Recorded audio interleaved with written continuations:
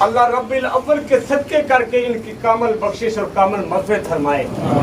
میری طرف سے تمام اہل خانہ، خصوصاً میرے بھائی عبد المجید صاحب، بھائی کبیر صاحب، بھائی انصر صاحب اور جتنے عزیز و اقارب اور رشتہ دار ہیں، میں نہایت ہی افسوس کے ساتھ یہ کہتا ہوں کہ یہ تو دنیا سے چلے گئے، دکھ ہر انسان کو ہے، مگر آپ خوش قسمت اولاد بھی ہیں کہ اللہ نے ربیع الاول کے مہینے میں، جس مہینے میں اپنا محبوب ہمیں عطا کیا، اسی مہینے میں ان کے والد محترم کو اللہ نے اپنے پاس بھی بلا لیا۔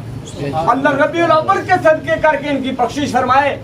آج دنیا کہتی ہے کہ ربیع الاول میں جشن کیوں منایا جاتا ہے، یہ میلاد کیا ہے، یہ جشن بہاراں کیا ہے؟ میں کہتا ہوں کہ آج غور سے سنیے، یہ علماء کرام، یہ میرے دوست حفاظ کرام یہاں موجود ہیں، اگر میں غلط کہوں تو یہ مجھے اس چیز پر یہاں پوچھ سکتے ہیں۔ دلائل کے ساتھ کہتا ہوں کہ خود میرے رب کریم نے 2 بار آسمانوں پر جو جلسہ منعقد کیا وہ کیا تھا کہ پہلی بار میرے رب کریم نے جبریل کو حکم دیا کہ پیارے جبریل، آج تمام دنیا کی ارواحوں کو اکٹھا کر کے میری برگاہ میں پیش کرو۔ یا رب العالمین، کیا وجہ ہے؟ اللہ نے کہا اس میں نیک بھی آئیں گے، بد بھی آئیں گے، مجھے ماننے والے بھی آئیں گے اور مجھے نہ ماننے والے بھی آئیں گے، اور جو میرے نبی کو مانتے ہیں وہ بھی آئیں گے، جو نہیں مانتے وہ بھی آئیں گے۔ آج میری برگاہ میں سب پیشی ہوگی۔ جب سب ارواحیں پیش ہوتی ہیں تو اللہ نے صرف اتنے بڑی پوری عالم انسانیت کے اتنے بڑے اجلاس کو صرف مختصر 2 کلمات میں ختم کیا۔ پہلی بار رب نے پوچھا کہ بتاؤ کیا میں تمہارا رب نہیں ہوں؟ کوئی آواز نہ آئی۔ دوسری بار اللہ نے پوچھا کہ بتاؤ کیا میں تمہارا رب نہیں ہوں؟ کوئی آواز نہ آئی۔ جب تیسری بار میرے اللہ نے پوچھا کہ بتاؤ کیا میں تمہارا رب ہوں کہ نہیں، تو ایک رواج سے صرف آواز آئی کہ تو واقعہ ہی ہمارا رب ہے، خالق کی حقیقی ہے۔ اور کس کی ہروا تھی؟ میرے حبیب محمد مصطفیٰ صلی اللہ تبارک و تعالی علیہ وسلم کی۔ جب پہلی بار میرے نبی کی روح نے اقرار کیا، اس کے بعد تمام روحوں نے سن کر اقرار کیا۔ اگر میرے نبی کی روح یہ اقرار نہ کرتی تو کوئی بھی روح یہ اقرار نہ کرتی۔ تو اس لیے اس وقت اللہ نے یہ کہا تھا کہ اے میرے نبی، آج تو نے اقرار کر کے میری تصدیق کر کے میری ربوبیت کو ظاہر کر دیا ہے۔ میں رب تو پہلے ہی تھا، آج تو نے ظاہر کر دیا۔ اگر تو نہ ہوتا تو میں میرا رب ہونا بھی ظاہر نہ ہوتا۔ جب دوسری بار آئی تو اللہ نے جب دوسری بار جلسہ میلاد منعقد کیا، فرمایا جبریل، فرمایا یا رب جلیل حکم ہو، فرمایا آج پھر میں نے ایک جلسہ کرنا ہے۔ یا اللہ آج کون سا کرنا ہے؟ فرمایا جاؤ دنیا میں، آج اس میں صرف نیک آئیں گے، انبیاء آئیں گے، صحابہ آئیں گے، اولیاء اکرام آئیں گے، حفاظ اکرام آئیں گے، میرے نبی کو ماننے والے آئیں گے اور میرے نبی کی گواہی دینے والے آئیں گے۔ یا اللہ آج کیا ہوں؟ وہ جو تجھے نہیں مانتے وہ کیوں نہ آئے؟ اللہ نے فرمایا آج میری پہلی بار میری ربوبیت کا جلسہ تھا، آج میرے محبوب کی امانت کا جلسہ ہے، اس کے اقرار، اس کو ماننے کا آج جلسہ ہے۔ جو اس کو ماننے والے ہیں وہی آئیں گے۔ جب میرے اللہ نے اس وقت کسی غیر کو، کسی غیر مذہب کو، کسی منافق کو اس میرے حبیب کے اقرار میں نہیں آنے دیا، تو آج اللہ اس دنیا میں محفل مناد غیر کو کس طرح آنے کی اجازت دے؟ اللہ ہم سب کو عمل توفیق دے۔ اور جو قرآن پاک کی میں نے آیت کریمہ آپ کے سامنے تلاوت کی، اللہ نے فرمایا کہ سب کچھ فنا ہو جائے گا، وَيَبْقَى رَبُّكَ وَذُو الْجَلَالِ وَالْإِكْرَامِ، کہ صرف میرے رب کی شان، اس کی ربوبیت باقی رہے گی۔ میں اسی پر اختتام کرتا ہوں، وَمَا عَلَيْنَا إِلَّا الْبَلَاغُ۔ قاری ظہیر صاحب۔ بسم اللہ الرحمن الرحیم۔ قال النبی صلی اللہ علیہ وسلم قصروا من العمل وثبتوا آجالکم بین ابصارکم واستحیوا من اللہ حق الحیاء، صدق رسولہ النبی الکریم الامین۔ سارے احباب ایک مرتبہ حضور کی بارگاہ میں ہدیہ درود و سلام پیش کرنے۔ السلام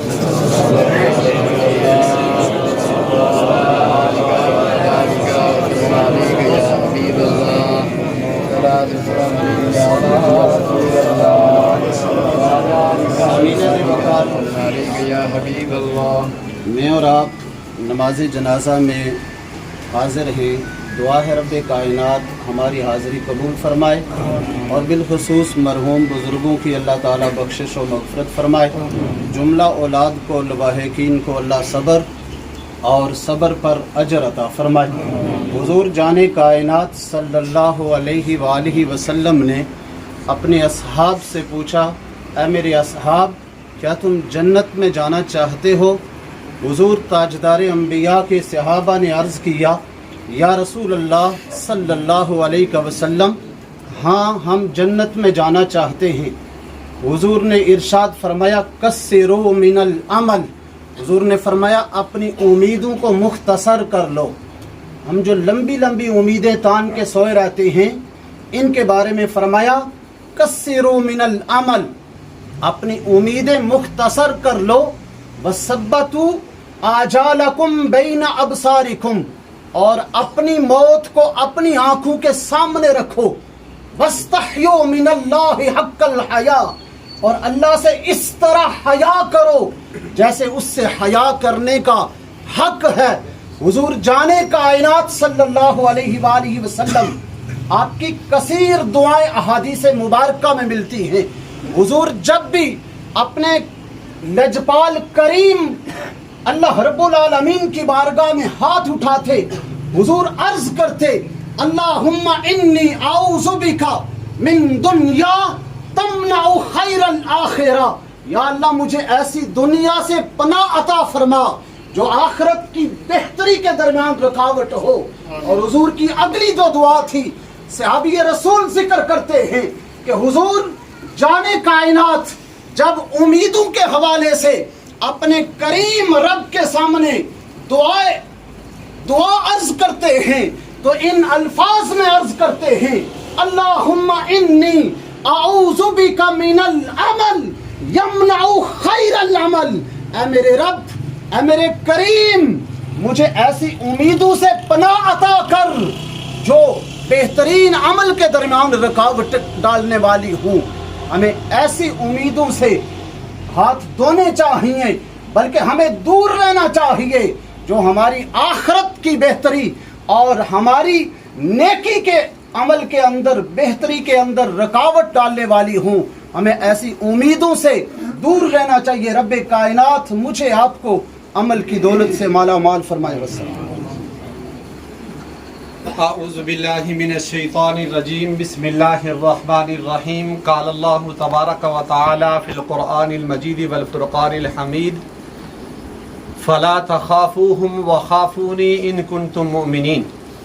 آمنت باللہ صدق اللہ مولانا العظیم وصدق رسولہ النبی الکریم ونحن علی ذلک لمن الشاہدین والشاکرین والحمد للہ رب العالمین. ایک مرتبہ درود پاک اللہم صلی وسلم علی سیدنا محمد وعلی آلہ وسلم.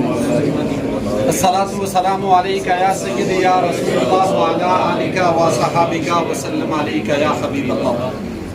معزز سامعین ذی وقار، میں اور آپ جناب چودھری مجید صاحب جملہ برادران کے والد محترم چودھری محمد بشیر صاحب مرحوم مغفور کی نماز جنازہ میں حاضر ہیں.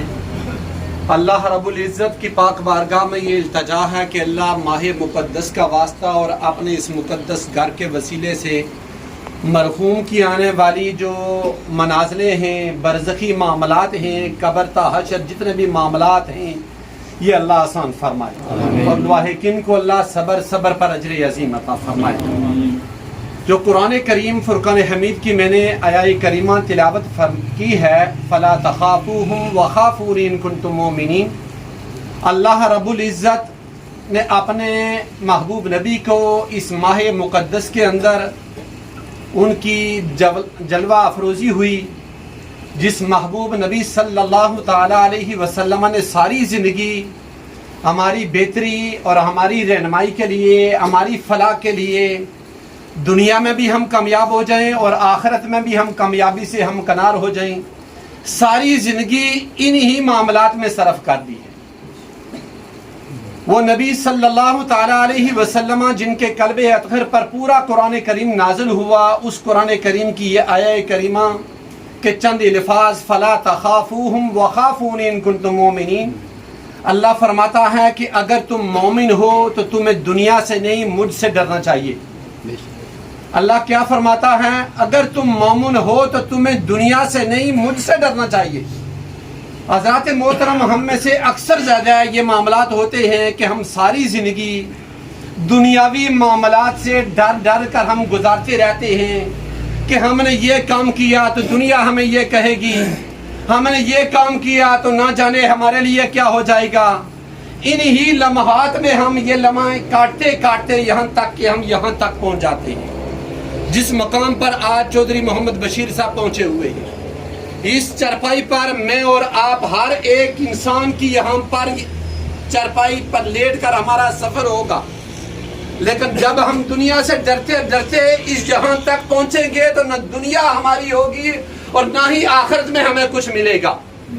اور جب ہم رب کی رضا کے لیے رب کا خوف اپنے دلوں میں رکھ کر اس کی رضا کے لیے ہم زندگی گزاریں گے، جہاں بھی ہوں، چاہے تنہا ہوں، مجمع میں ہوں، جب بھی ہوں، تو ہمارے دلوں میں اللہ کا خوف اگر ہوگا، اللہ کے خوف سے ہم اس کی ناراضگی والے، اس کے حبیب سرور دو عالم صلی اللہ تعالی علیہ وسلم کی ناراضگی کے بننے والے ان اسباب سے جب ہم دور رہیں گے تو یہ دنیا بھی ہمارے لیے بہتری ہوگی اور آخرت میں بھی ہمارے لیے بہتری ہوگی.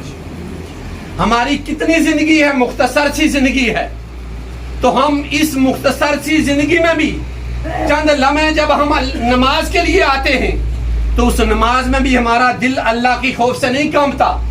اللہ کا خوف اس وقت بھی ہمارے دلوں میں نہیں ہوتا. نہ جانے اس وقت بھی ہمارا دل اور دماغ کہاں کہاں کے سیر کر رہے ہوتے ہیں. ایک فرمان ہے کہ اللہ کے کچھ مقرب فرشتے جب اللہ نے ان کو جب سے پیدا کیا ہوا ہے وہ حالت سجدے میں، اور جب قیامت کے دن وہ سجدے سے سر اٹھائیں گے. اس بات پر غور کریں کہ جب سے اللہ نے ان کو پیدا کیا ہوا ہے حالت سجدے میں ہے، اور جب وہ قیامت کے دن اپنا سر سجدے سے اٹھائیں گے عرض کریں گے سبحانک ما عبدناک حق عبادتک، اے اللہ تو پاک ہے، ہم تیری پاکی اور تیری بندگی کا حق ادا نہ کر سکے. جب سے اللہ نے ان کو پیدا کیا ہوا ہے حالت سجدے میں ہے، اور باروز محشر جب سجدے سے سر اٹھائیں گے تو یوں کہیں گے اللہ تو پاک ہے، ہم تیری عبادت کا حق ادا نہ کر سکے. تو یہ جو مختصر سی زندگی ہے ہماری، ایک دن میں کتنا، ایک گھنٹہ بھی نہیں لگتا 5 نمازوں کے لیے. ہم میں سے بعض اوقات ایسے بھی ہیں جو کبھی آتے ہی نہیں، اور جو آ بھی جائیں تو پھر ہمارے دل یہاں کہاں کہاں سیر کر رہے ہوتے ہیں. تو ہم اللہ کی پاک بارگاہ میں قیامت کے دن کیا جواب دیں گے؟ انہی فرشتوں کے متعلق فرمان باری تعالیٰ ہے یخافون ربهم من فوقهم ويفعلون ما یؤمرون، کہ جب اللہ نے انہیں جس چیز کا حکم دیا ہے وہی کام کرتے ہیں.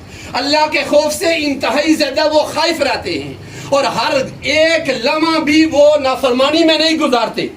جو ایک لمحہ نافرمانی میں نہیں گزارتے پھر بھی رب کی بارگاہ میں التجا کریں گے باری تعالیٰ ہم تو تیری عبادت کا حق ادا نہیں کر سکے. اور جو ساری زندگیاں نافرمانیاں کرتے کرتے یہاں اس اسٹیج تک پہنچ جاتا ہے وہ رب کی پاک بارگاہ میں کیا جواب دیں گے؟ امام الانبیاء علیہ السلام کا ایک فرمان ہے، جب بندہ مومن اللہ کے خوف سے کانپتا ہے اس کے جسم سے گناہ ایسے دور ہو جاتے ہیں، ایسے اس کے جسم سے گناہ جڑ جاتے ہیں کہ جس طرح درخت خشک درخت کی ٹہنی ہلانے سے اس کے پتے گر جاتے ہیں. اگر چند لمحے دل میں خوف پیدا ہو جائے، بندے کا جسم کانپ اٹھے، تو اللہ اس سبب سے بھی حضور کے صدقے سے، حضور کے وسیلے سے بندہ مومن کے گناہوں کو معاف فرما دیتا ہے. اور وہ بندہ جو تنہائی میں ہو ساری زندگی رب کا خوف دل میں رکھ کر زندگی گزارتا ہے کہ کہیں ہمارا رب ناراض نہ ہو جائے، کہیں ہمارا رسول ہم سے ناراض نہ ہو جائے، یہ سوچ رکھ کر اللہ کی مخلوق کو تکلیف نہیں پہنچاتے اور اللہ کی نافرمانی بھی نہیں کرتے، عبادات میں کمی نہیں کرتے، تو پھر اس بندہ مومن کا اللہ قیامت کے دن اس کو کتنا مقام عطا فرمائے گا. دوستو یہ چند لمحہ کی زندگیاں ہیں، یہ گزر جائیں گی. اس کو خوف خدا میں گزارو اور اطاعت رسول میں گزارو اور محبت مصطفیٰ میں گزارو گے تو اللہ تبارک و تعالیٰ یہ دنیا و آخرت ہماری دونوں میں کامیابی ہوگی. دعا ہے کہ اللہ تبارک و تعالیٰ مرحوم کی یہ زندگی، جس زندگی کا یہ سفر اب ان کا شروع ہو رہا ہے، یہ تمام مشکلاتیں آسان فرمائے، اور اس دنیا میں جو رہ کر انہوں نے جو زندگی گزاری ہے بتقاضۂ بشریت سرزد ہونے والی جملہ خطائیں بشری تقاضوں کے مطابق اللہ معاف فرمائے. وما علینا الا البلاغ. سارا اخبار صفحے سيدنا ومولانا محمد وبارك وسلم. اللهم ربنا اغفر لنا ولإخواننا الذين سبقونا بالإيمان ولا تجعل في قلوبنا غلا للذين آمنوا ربنا إنك رؤوف رحيم. اللهم اغفره وارحمه وادخله في الجنة. اللهم احفظنا من كل بلاء الدنيا وعذاب الآخرة. اللهم اغفر لي ولوالدي وللمؤمنين يوم يقوم الحساب. اللهم اغفر لأمة محمد صلى الله تعالى علیہ وسلم. پاک پروردگار مالک دو جہاں اپنے محبوب نبی رحمت صلی اللہ تعالی علیہ وسلم پاک کی ولادت بسعادت والے اس مقدس محترم مہینے کی برکتوں سے ہماری دعا کو، نماز جنازہ کو اور دوران نماز جنازہ جو تیری رضا کے لیے جو ذکر ہوا، اللہ اس سب کو اپنی پاک بارگاہ میں قبول فرما. اس کا ثواب انبیاء، اولیاء، شہداء، صالحین، اولیاء کاملین، اولیاء امت اور تمام امت مرحومہ مغفورہ کی روح کو پیش کرتا ہوں، قبول فرما. نیکوکاروں کے درجاتوں میں بلندیاں اور گناہگاروں کے گناہوں کو معاف فرما. بالخصوص اللہ پاک نماز جنازہ میں حاضر ہونے والے تمام افراد نے جو سورہ فاتحہ، درود پاک، سورہ اخلاص اور ایک صاحب نے جو سورہ یاسین، دیگر جو کلمات طیبات حاضر میت مرحوم چودھری بشیر صاحب کے ایصال ثواب کے لیے جو پیش کی ہیں، اللہ انہیں قبول فرما کر ان کے لیے ذریعہ بخشش و مغفرت فرما. ان کی قبر کے منازلیں آسان فرما. انہیں جنت الفردوس میں اعلیٰ عرفہ مقام عطا فرما. قبر میں منکر نکیر کے سوال جوابات میں آسانیاں عطا فرما. قبر میں راحت سکون عطا فرما. اور قبر میں پیارے آقا کریم صلی اللہ تعالیٰ علیہ وسلم پاک کی بار بار زیارت اور پہچان نصیب فرما. مرحوم سے زندگی میں رہتے ہوئے بشری تقاضوں کے مطابق جتنی بھی خطائیں سرزد ہوئی، اللہ وہ جملہ خطائیں معاف فرما. جملہ نیک اعمال کو، اس دعا کو اللہ ان کے لیے ذریعہ بخشش و مغفرت فرما. بروز محشر نامہ اعمال دائیں ہاتھ میں نصیب فرما. پل صراط کے مقام پر گزرنے میں آسانیاں عطا فرما. کروٹ کروٹ جنت کی خوشبوئیں نصیب فرما. بروز محشر محبوب نبی رحمت صلی اللہ تعالی علیہ وسلم پاک کے پیارے ہاتھوں سے حوض کوثر کا پانی پینا نصیب فرما. مرحوم کی روح کو، مرحوم کی جملہ اولاد پر مہربان فرما. اور جملہ اولاد کو یہ باب کا عظیم صدمہ برداشت کرنے کی توفیق عطا فرما. جس قبرستان میں یہ مدفون ہوتے جا رہے ہیں وہاں تمام مرد عورتیں، اللہ سب کی بخشش و مغفرت فرما. اللہ ہم سب کی بخشش فرما اور ہم سب کے والدینوں کی بخشش و مغفرت فرما. ہم سب کو فکر آخرت اور خوف خدا عطا فرما. وصلی اللہ تعالی علی حبیبہ محمد وعلی آلہ وسلم.